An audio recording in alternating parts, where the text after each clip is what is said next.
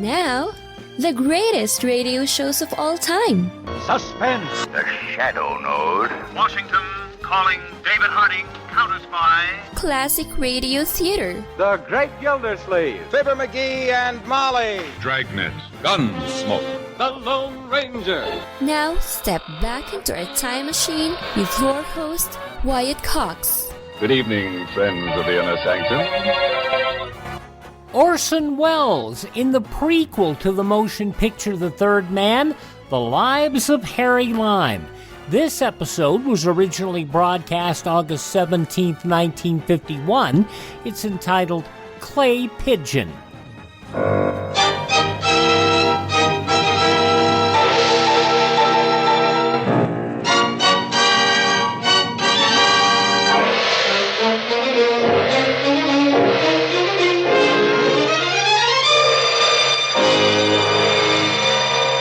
Presenting Orson Welles as the Third Man.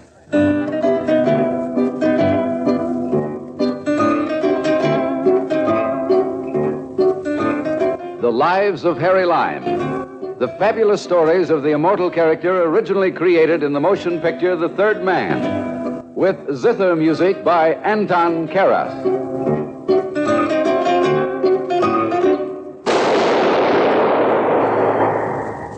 That was the shot that killed Harry Lime.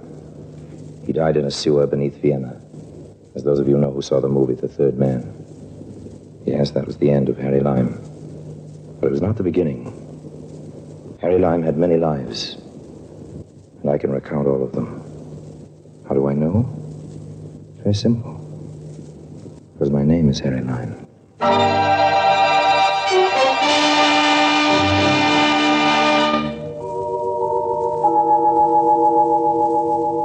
Say what you will about Harry Lime, he at least was honest in his desire for money and the good things of life. Harry believed in seeing the world at other people's expense. Sometimes the cost ran high as a man's life. Let me tell you about it. I know what I'm talking about. And now, Orson Welles as Harry Lime, the Third Man, in Clay Pigeon. In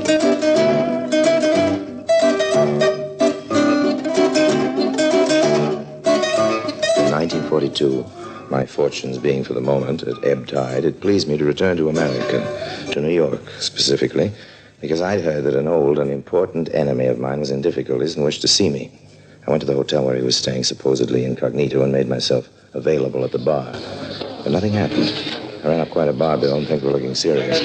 So I ordered another drink, and then... Mr. Lime? Mr. Harry Lime? Yes, indeed. I'm sorry to bother you. Bother? If all bothersome things were as attractively packaged, I'd gladly be the most burdened of men. Won't you join me? I didn't come here for that reason, Mr. Lime. I know, it's a friendly gesture, and I have a hunch we're going to see a lot of each other. Now, since you know my name, why don't you tell me yours? That's unimportant. Well, that's a matter of opinion. Will you please come with me? Well, I say, now, isn't that approach a little bold? After all, an establishment like this frowns on such an obvious... Please, Mr. Lime, come with me. You're the only one who can save him. Me? Save anybody? You've come to the wrong Harry Lime. Please, you must, even though you hate him. Hate him? Now you interest me. Now, just which antagonist do you mean? I've got an awful lot of enemies. You're wasting time. He'll pay you a great deal of money. Money? You can name your own price. Price of my hatred comes pretty high. But for money and hate, Lime goes anywhere. Lovely lady, lead on.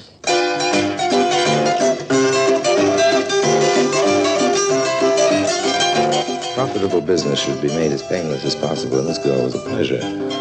The dark Irish type with eyes, the mold and color of the restless channel waters, and hair as blue-black as the proverbial raven's wing. I began to enjoy myself.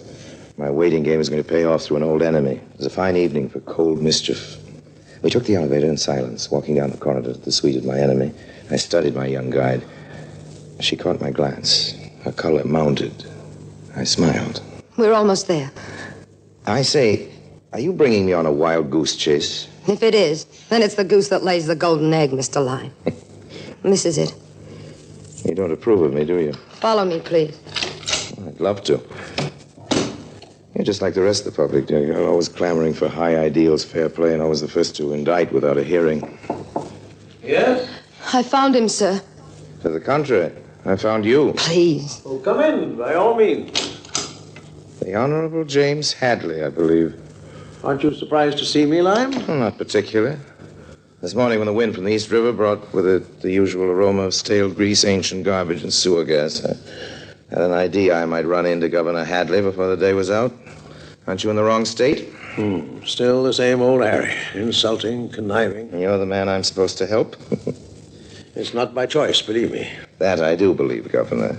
The dislike is mutual. Well, Governor, it's nice leaving you. Wait, Lime. I'm offering you $15,000 If... Had I better leave, Governor? No, you're responsible for bringing Lime here, Nora. Perhaps my only hope of keeping him here. You're quite wrong, sir. There are 15,000 reasons holding me here for the time being. How long I remain depends on you. Talk. I know how you hate me. I also know your capabilities, Lime. You're the only man to accomplish the job I have in mind. I've already told you what I'd pay. Lime, I'm begging you to help me. That's good. You begging me for help. All right. Sing your sad song, Hadley, old man, about the beast you must feed. You know. Don't I always know, Governor? Knowing who was after your official scalp, I realized you'd undoubtedly come to me for help. Used one poison as the antidote for another, and made myself available. You found me. You mean you knew it all the time, even downstairs you knew? In general, dear Nora, though I neither knew the sordid details nor the price to be paid for my services. Show him the pictures, Nora. Yes, Captain. Right here in the briefcase. Here you are. Thank you. My Governor, I didn't think it even of you. You see, Nora, even Lime believes the man in those cursed pictures is me. It's very interesting. Who's the lady? How should I know? Oh, come on now, Governor. Official manners, or in this case, even unofficial manners, demand that you at least know the name of your female companion. Has American etiquette deteriorated to the point that you summon such creatures with a, hey, you? Mr. Lime, I'll have you know that Governor Hadley is not the man in those pictures. And good little girls should never tell lies, Nora. Oh, hang it all, she's telling the truth, Lime. I never frequent such clubs as those pictures show. And here, look at this one. You recognize a newcomer to the party. Oh, yes, Cato. Cato, the robber baron. I admire his instincts, but not always his performance. He's a bit clumsy. Trubus Cato. Gambler, ward heater, grafter. Such dear, nostalgic words. You almost make me homesick, Governor. Be sensible, Lime. Can you imagine me in such company at any time, particularly with an election coming up next month? Not unless you're even more stupid than you used to be, James. But then everything is possible. Really, Mr. Lime, this is the... But cameras don't lie. You, above anyone else, should know better than that, Lime. How many times have you faked a picture to gain your ends? Touche, Governor. But then I always do things the hard way. You told Nora that yourself. Yeah, it's hard for your victims. Oh, but this isn't getting us anyplace. No matter what else you may choose to think of me, Lime, you know my term in office has been clean. Insofar as proof is concerned, the incorruptible Governor Hadley. However, these pictures prove extremely embarrassing, old man. The untouchable Hadley seems to have been taken. I don't know much about you, Mr. Lime, except that you hate Governor Hadley. But now he's asking for your help. No matter what happened in the past between you, please help him. He's willing to pay. He said your hatred came high. Wasn't his offer high enough? Nora. That's quite all right, Governor. I admire honesty and loyalty, even though I don't approve of it or believe in it. Come here, Nora. What? Come here. I want you to stand right before me. Look right into my eyes, straight in my eyes. Answer a question. But Well, Mr. Lime, what is it? If I were the governor and you were my secretary, would you be as honest, as loyal? As honest? Yes. As loyal? No. I see. Well, why the great concern about these pictures, Hadley? Surely your indiscretions aren't that important. Then you are going to help me. I'm considering it. Then you know those pictures are important, Lime. Cato's going to use them to ruin me. Why? He wants control of my state. Either his crooked syndicate moves in, or he sends these pictures to every newspaper in the state on the eve of the election. Trubus Cato has improved with the years. This is almost worthy of me. I never expected you to understand, Lime. But I thought the fee might make it worth your while. Re-election means a great deal to me. I worked hard for my office. I don't want to win or lose because of a hoodlum like Cato. And I don't want my wife, my family, to be subjugated to this kind of smear campaign. They don't deserve it. Spoken like a true family man, an American and a politician. Governor Hadley, there must be some other way to get the negatives than this man. Please, Nora. Elaine, the fair Elaine, the lovable Elaine, the lily maid of Astolat. High in her chamber, up a tower to the east, guarded the sacred shield. I'll get the negatives and the rest of these pictures from Cato for $15,000. Oh, thank heaven. And dismissal of all charges against me in your state, old man. What? The price is cheap, Governor, for your career and your family. But, Governor, you can't. Just a moment, Nora. Very well, Lime. You get me those negatives and you'll receive your money and full pardon. I'll take the money now. I expected that. Pay him, Nora. How do you know you can trust him, sir? The only man I know who can outwit Cato. I've got to trust him. My fee, Miss Peyton? Here it is. You'd better count it, Mr. Lime. But why? I trust you. Oh. Just how do you plan to contact Cato? Well, that's easy enough. Easy to find a man like Cato. The hard part is in avoiding him. You should know that very well, Governor. Well, what is my next move? Right back to your nice snug capital. Return to your ivory tower, Hadley, and carry on business as usual. Oh, very well. We might as well start packing, Nora. We'll leave at once. Yes, Governor. No. What?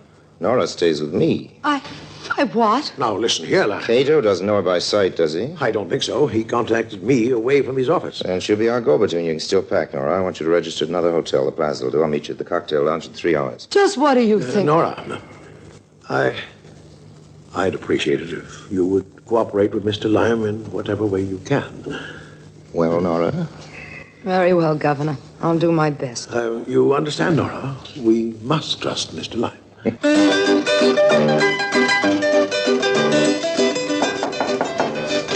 Well, who wants to talk in the hall, Cato? Let me in. Come in, then. Well, what have you found out, Izzy? I am tailing Governor Hadley like you want, ever since he sneaked into town. Yeah. Come to the point. Who is staying away from the point? The governor is making contacts with every main hood in New York, but nobody wants to go against Cato. Only Hadley must be finding someone who will go against you, because he leaves the hotel 3 hours ago. Leaves? Checks out, is taking a powder. But before that, he sends his girl down to the bar. Girl? What girl? Who knows her name? But who this girl talks to down at the bar, you'll never guess. Come on, Gib. I'm not playing guessing games. All right, Cato. So don't get sore at me. I'm trying to tell you all the time. She meets a Harry Lime. I hear her say the name. Harry Lime. This is not good news. Harry Lime's the only guy, but the only guy who can louse me up. He would have to come to New York. Come on. Come on where? To the Plaza, you jerk. If Lime's to come into this game, he's gonna be on my side, alive or dead.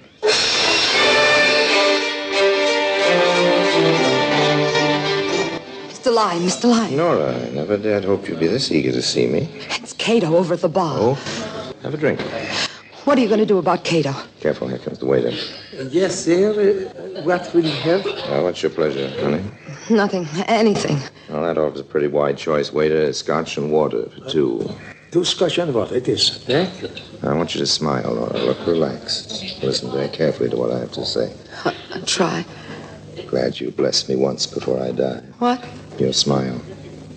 It's the first time I've seen it. Its radiance is breathtaking. Please. Now leave me at once, Nora. You were going to the powder room. Don't return. Go to your room and stay there. I don't understand. Mr. Cato is preparing to beard me in his den, and I want you around when he does. But He's coming this way. Now, hurry. I haven't called you by morning. Get back to the capital fast. What about you? Why, Nora, I never dreamed you cared. Oh, of all the... Your Scotch and water, sir? Fine. Here you are. Thank you, sir. Drinking alone, Lime?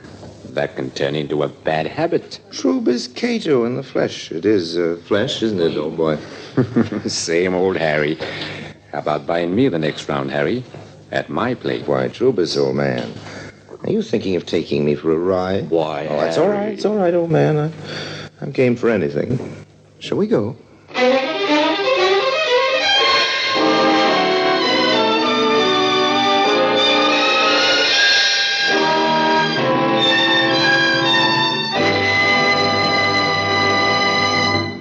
August 17th, 1951, The Lives of Harry Lime on Classic Radio Theater with Wyatt Cox.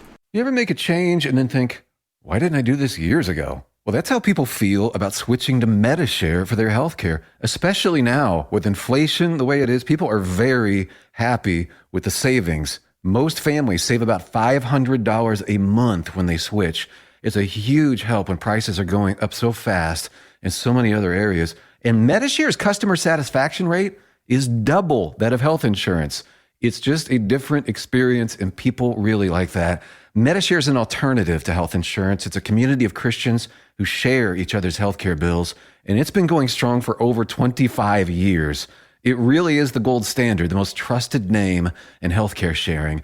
Find out why people love it, find out why they rave about the customer service, and find out how good it feels to save some money right now. They're super easy to talk to. Here's the number, 833-34-BIBLE. That's 833-34-BIBLE, 833-34-BIBLE. Classic Radio Theater with Wyatt Cox on your favorite station. More of The Lives of Harry Lime, Clay Pigeon from August 17th, 1951. You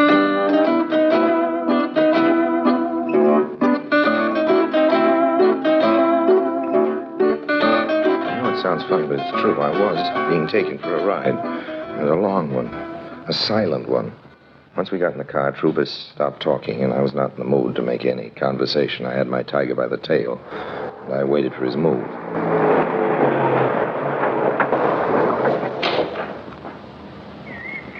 Wait in the car, Easy. This won't take long. Okay, boss. I am waiting. After our nocturnal tour, you bring me to a ruin like this? Really, Cato, I thought you were doing pretty well. I'm doing fine, Harry. Place on the state line, not too far from the capital. Makes it handy. For you or the governor? Wait and see. Trubus! Well, this is a surprise. Hadley.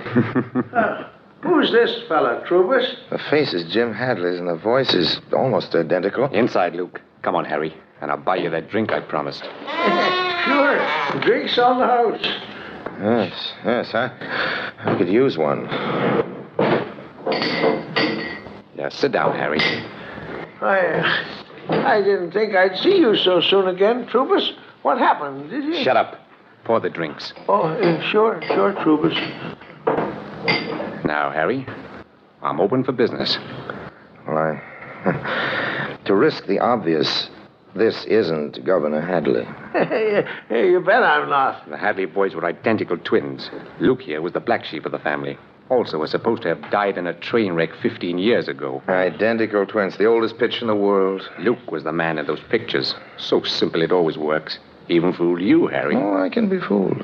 Old man. Luke's lived on jealousy and whiskey ever since he's seen the accident. He crossed my path several years ago just as I was figuring how to move into Jim Hadley's state. He was an answer from heaven. Yeah, or the devil. I thought I had luck. I can give you a fat fee, Harry, and a fine chance to pay off your old grudge against the governor. Since when has benevolence become one of your characteristics, Cato? What about this fat fee? You only paid me. Shut up. As you know, I've already made the first contact with the governor. How do you know I know? Takes one to catch one, Harry. As I said, I've got Jim over a barrel. I know he's bought you to get the pictures from me, but if you come into my deal, you not only make yourself some money, but you can put the final squeeze on the good governor. Planning to set me up as a clay pigeon, are you, old man? Sending me to make the actual transaction so you can move your sin to get into the state while I'm caught with my blackmail down. No, Harry, you know I wouldn't do that. To coin a cliche about thieves, Cato. I know. How much is the governor paying you to get these negatives? $15,000 and a full pardon. $15,000? Why, Trubus, you only gave me $500 to pose in those pictures. I'll give you $25,000 to come in with me, Harry. 25 in advance? Half of it. The rest when the deal is clinched. Listen here, Trubus. If you're so quick to throw money around, toss some my way. I've been cheated. And a percentage of my gross to take when I'm in the state. It'll be like an annuity, Harry. You listen to me, Trubus. You cut me in on this big deal you're talking about. If you don't, I'll go to jail. You what, Luke? Nothing, kid. I didn't mean... I was only trying to... what are you going to do, Trubus? Is he? Take this rat and let Muggsy work him over. He talks too much. No, I promise not to talk. You need me. I'll never... Come on, Luke. No. Roll it. No, please. Come on, I won't, no. Well, What's your answer, Harry? Do all of your business partners get that treatment, old man? No, of course not. He's always asking for it.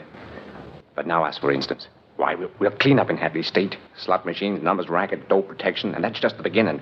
Harry, give us 5 years and we'll be making money from every man, woman, and child in the United States. Compared to you, Joe Stalin is an amateur. I don't think I'll settle for a mere percentage, Cato, no.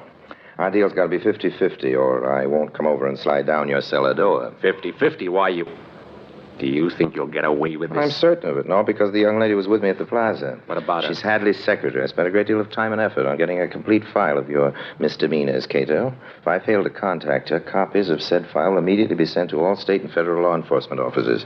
Your pitiful tintypes will be forgotten in the headlines about Trubis Cato. You wouldn't want to be named public enemy number 1. 50-50 it is.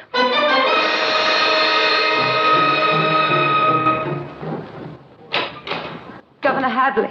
Nora. Good heavens, girl. What's happened? Harry Lime, he's with Cato now, or at least he talked with him last night. By this time, he might be dead. Dead? Why don't you call the police or the FBI? You're the governor. Do something. You too, Nora. What do you mean? The notorious Lime charm. The man's brutal, merciless, vindictive, lives only for himself. Yet when he wishes, he can hide all this with a cloak of magnetism. Great fascination. He's blinded you, Nora. No, I hate him. He's a horrible man. I don't know what he is. August 17th, 1951, The Lives of Harry Lime. The conclusion next on Classic Radio Theater with Wyatt Cox. Veterinary telemedicine is booming. Hi, I'm Dr. Lori Teller, president of the American Veterinary Medical Association, and I know firsthand that telehealth is a valuable tool to help provide our precious pets with the healthcare they need and deserve. Here are some situations where telemedicine may be an option for you and your pet. If the veterinarian has seen your pet in person in the past. If you're not sure you need to schedule an in-person visit. If your pet had surgery and needs post-operative follow-up. For skin diseases and rash rechecks. When your veterinarian needs to monitor your pet's chronic problems such as diabetes or allergies. If there are behavioral issues or training challenges. Or for hospice care. It's always good to have your session in a quiet place with good lighting. If you're not sure if you should set up a telehealth session, call your veterinarian and they'll let you know. To learn more, check out avma.org/telehealth. avma.org/telehealth.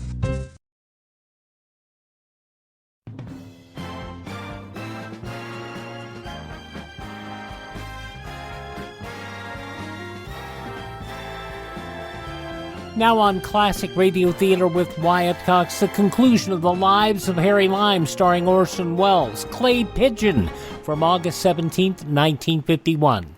It's been terrible, all of it. Seeing Cato, waiting all night for Harry's call, not hearing, coming here. I know, my dear. Believe me, I'm sorry. Yes? Governor Hadley, Mr. Harry Lime to see you. Harry. And Mr. Cato. Cato here? Send them in, please. Yes, sir. What can it mean? I don't know. Good afternoon, Governor Hadley. Nora? Mr. Lime. And Trubis Cato. Surely you haven't forgotten me, Governor. Cato, I told you once and for all. Don't be too hasty, Mr. Governor. My proposition is so good that Mr. Lime is coming on the deal with me. What? But you agreed to... Lime? Is this thug telling the truth?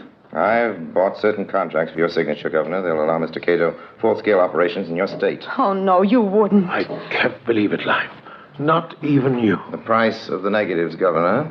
Oh, you'd better give me those negatives now, Cato. Prove our good faith to Governor Hadley. What good faith? Oh, but here you are, Harry. The negatives and the rest of the pictures. All nicely tied with a pretty ribbon, Governor. A ribbon as blue as Nora's eyes. How small can you get? Now, when you sign Mr. Cato's contracts, Governor, I'll deliver the negatives to Miss Pigeon. That's right. Just sign on the dotted line, Hadley, and everybody will be happy. Sold out because I trusted a rat. Here's your pen, Governor. And here. Back, Nora. Get out of the way. Lime, what? What are you doing? Down on the floor, Governor. Down on the floor. A gun. Are you crossing me, Harold? Hold it, Cato. It's my deal. Oh, yeah? You killed him. What happened? Those shots? I suggest you call an ambulance, young lady. There's been an attempt on Governor Hadley's life. My goodness. And keep those people out of here for a minute. How can I ever thank you, Lime? You risked your life, Harry, and all the time we thought... Save it. I had to kill Cato to take over his very lucrative business myself. I'll keep these negatives, Governor. You'll what? No, Harry, oh, no. This is one time, Governor Hadley, when you're not getting off so easily. These incriminating negatives in my possession, like the sword of Damocles, will be suspended over your uneasy head from now on. Call them Little Harry Lime's annuity, Governor. Now, if you'll excuse me. I might have expected this. And I was beginning to think you were a human being.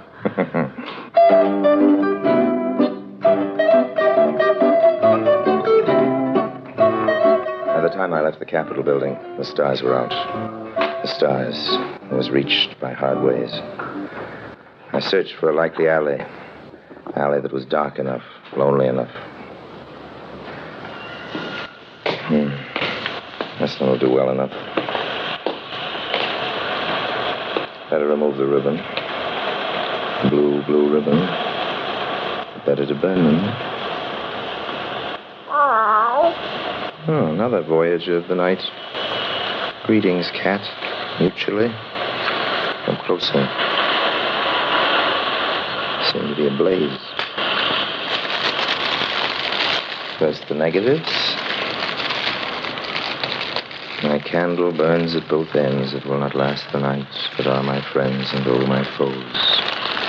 It gives a lovely light. Thank you, friend. Your applause is deeply appreciated.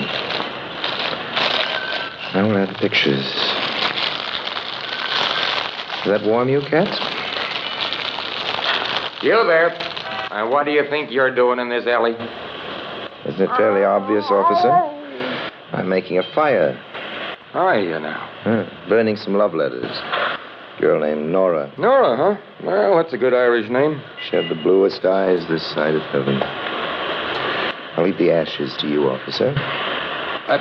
Hey, by the saints, you're Harry Lime. Come back here. So long.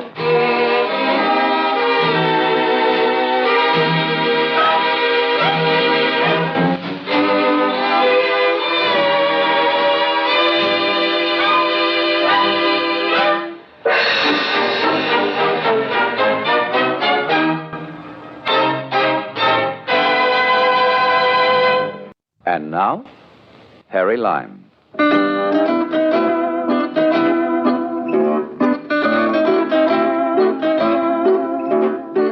Goodbye for now. And remember what Ben Franklin said about honesty being the best policy. I wish I could. Just keep slipping my mind. August 17th, 1951, The Lives of Harry Lime on Classic Radio Theater with Wyatt Cox. Now on Classic Radio Theater with Wyatt Cox, another episode of the soap opera Claudia, this episode from August 17th, 1948. And now, Claudia.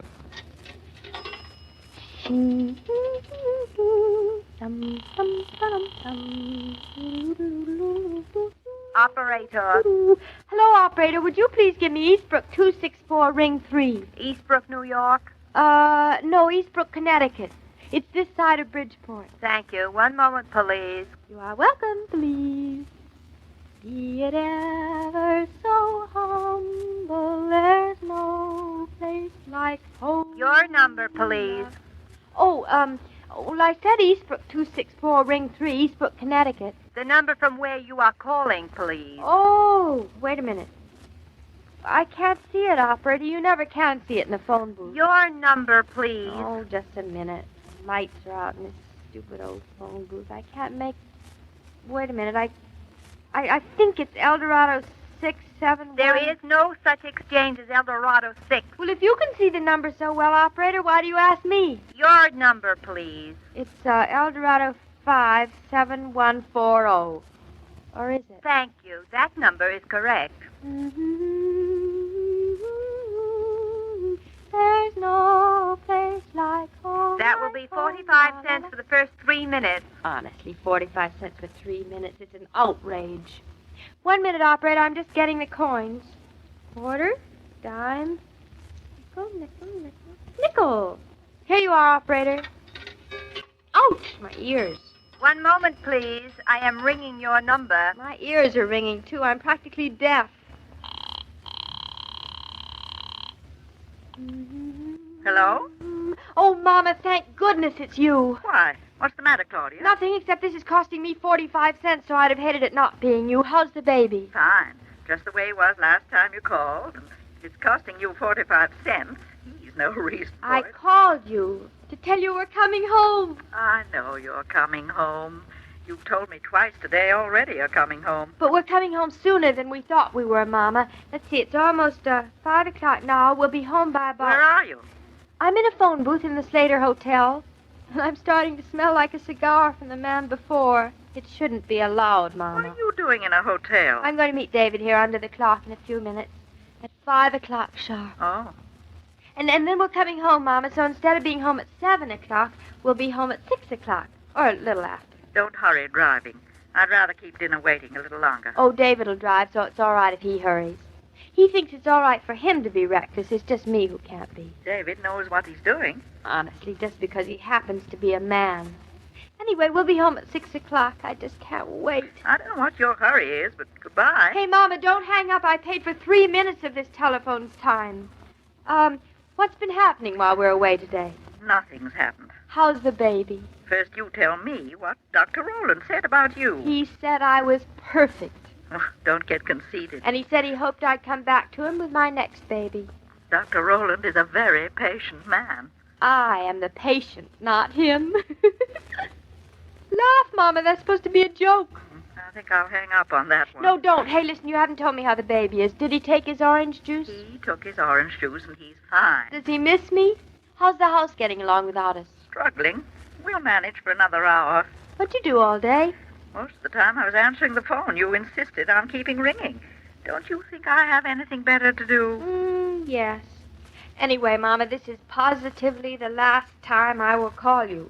Next time you'll hear from me, it'll be on the doorsteps of our house. The pleasure will be all mine. Tell the baby not to fret. We'll be home in a little while. I'll tell him. See you, Mama. Your 3 minutes are up. If you wish to continue, Oh, food, you operator. We're all finished. Goodbye, Mama. Phew, I'm melted. Rock-a-bye, baby, on the treetop. La, la, la, la, la, Well, it's just 5 o'clock, and fancy who's on time. And fancy who's here. Fancy. I'm not only here, I was here 2 minutes ago. Now tell me, where were you? I was not only here 2 minutes ago, I was here 4 minutes ago. Oh. And I can prove it, too. I was talking to Mama on the telephone. To Mama? I told her we're coming right home again. We're earlier than we thought we'd be. When we decided earlier, we'd be later. Oh. I suppose she was delighted, Delighted. So is the baby. He sends you his regards, by the way. Oh, fine. What was he doing? Learning his multiplication tables. What'd you think he was doing? Helping Fritz water the flowers. Listen, we can't stand around this lobby all evening making small talk. Baby talk. And why not? It's a free lobby. Because Mama expects us home in an hour, thereabouts. If we stand around this lobby making small talk all evening, we'll be late. Yeah. That sounds very logical. So, come on. Where'd you park the car? The car? Yeah. Around the corner. Did you find his face on the street? No. I parked it on the top of an electric sign on the drugstore. That's a very nice place. Mm-hmm.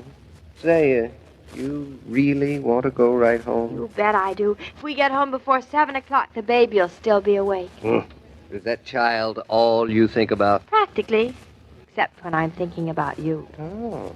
It's nice to know I'm not completely forgotten. David, you don't think I think about the baby too much, do you? Of course not, I darling. don't want to get queer about it, you know, like some mothers do. Not a chance. I'd break your neck before that. See that you do.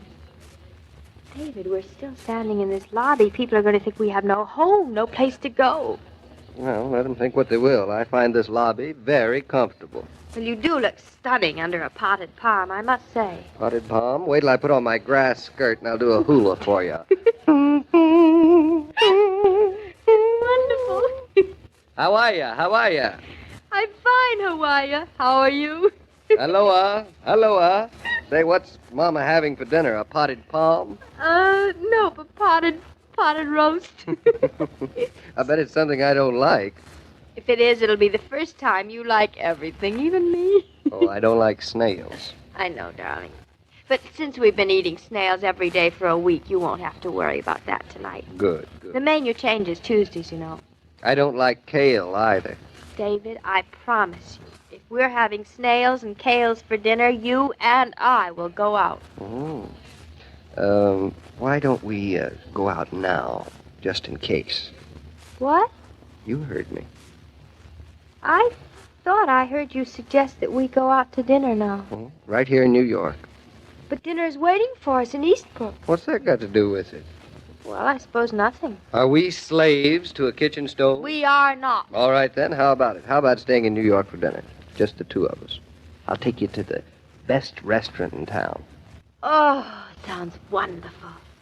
But Mama's expecting. We'll call her up. Well, I've called her up 3 times already. Then it won't hurt to call her again. And the baby's expecting us, too. The baby and Mama can have each other, and the same goes for us. It does sound wonderful, eating in the best restaurant in New York with you. My mouth's watering. Then it's all settled. How long have you been thinking of this, Mr. Norton? Just came to me as we were standing here.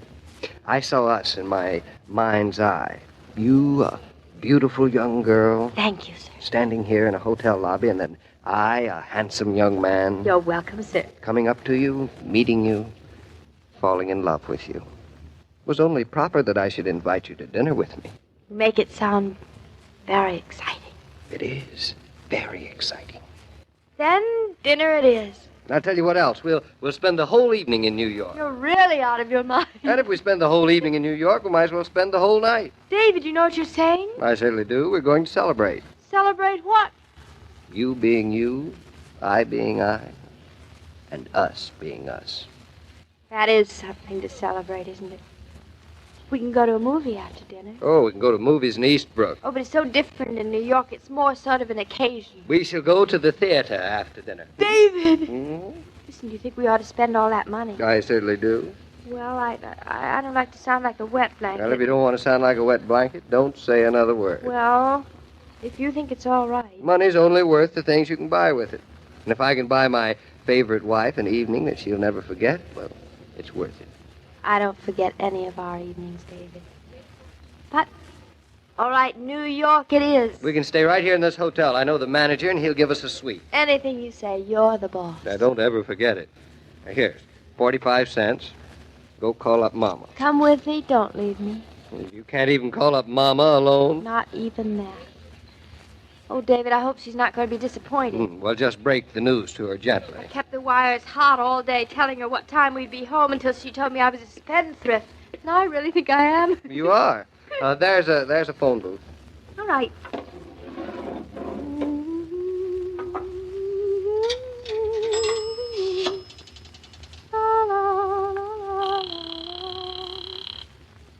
Operator. Eastbrook 264, ring 3, Eastbrook, Connecticut. My number is Eldorado 57140, and here's the 45 cents. Madam, didn't you get that party before? I did, but I'm calling again. Oh, just one moment, please. Thanks. Sun shines bright on my old Kentucky home. La la la la la la la. Hello? Hello, Mama, this is me again. Who is me? Don't you remember your child? What is it this time, child? I'm not coming home. You're not, eh? I've decided to spend the night in town. You've decided? We've decided. I mean, David and I have decided. Mama, listen, you don't mind, do you? After all, you know, home is where the heart is, and David's here, so here we are. You really didn't even have to call me up. What? I've just been waiting for this telephone to ring again. What for? For you to tell me that you and David have decided to spend the night in town. I didn't any more expect you than in the Man in the Moon. You didn't, Mama. You're so psychic. Well, in case you're interested, my dear, we haven't even bothered to get any dinner ready for you. You haven't? No. Mama, do you mean to say that you knew it all the time? Why didn't you tell me then? It's more fun to find it out for yourself. Goodbye. Have a good time. Oh, Mama. I think our son's awfully lucky to have a grandmama like you. You tell him that for me, will you? Tell him yourself tomorrow. Goodbye. Goodbye.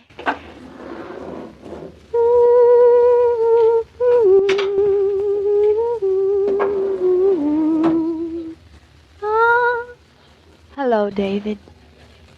Wherever there are young people, there's sure to be Coca-Cola. It belongs where light-hearted fun and sociability flourish. In fact, it seems to promote such good times. That's why it's a good idea to keep a case of Coke in the house if there are youngsters in the family. For that matter, you want plenty of Coke on hand in any case for your own pleasure and for ready hospitality. Why not ask your grocer or service station attendant to put a case in the car today? Hello? Hello, Mr. King. This is Mrs. Brown. Yes, Mrs. Brown. What can I do for you? Have you seen Claudia and David? Why, yes. Would you give Claudia a message from me? Why, of course. Tell her not to hurry back tomorrow. I'll tell her to spend all day in town. After all, love does come only once, doesn't it? Goodbye, Joe. Goodbye, Mrs. Brown. Every day, Monday through Friday, Claudia comes to you transcribed with the best wishes of your friendly neighbor who bottles Coca-Cola. So listen again tomorrow at the same time. And now this is Joe King saying au revoir. And remember, whoever you are, whatever you do, wherever you may be, when you think of refreshment, think of Coca-Cola. For Coca-Cola makes any pause the pause that refreshes. And ice-cold Coca-Cola is everywhere. This broadcast of Claudia was supervised and directed by William Brown Maloney. And now, here's a word from your friendly neighbor. Well, thank you, Joe King, for referring to me as your friendly neighbor. Or our friendly, that way. That's what it is. From August 17th, 1948, Claudia here on Classic Radio Theater with Wyatt Cox. Thank you so much for tuning in. Would you thank your friendly neighbor, this radio station and their advertisers, because it's their kindness and courtesy that allows us to be with you each and every time we roll around here on your favorite radio station. We greatly appreciate it. Hopefully, if you miss a day on this station, you don't have to miss a single show. You can find all of our stuff available at our webpage, classicradio.stream. That is classicradio.stream. There you can stream our shows on demand. You can learn more about classic radio collecting. You can find all the list of all the places that have our shows available for download. You can also find our social media links. You can contact me.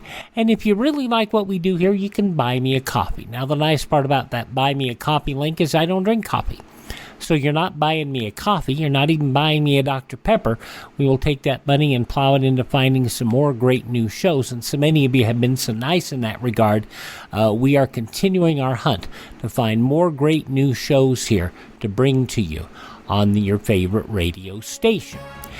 Thank you so much for tuning in. Tell all your friends the great radio shows are right here at this spot on the dial. Classic Radio Theater with Wyatt Cox on your favorite radio station.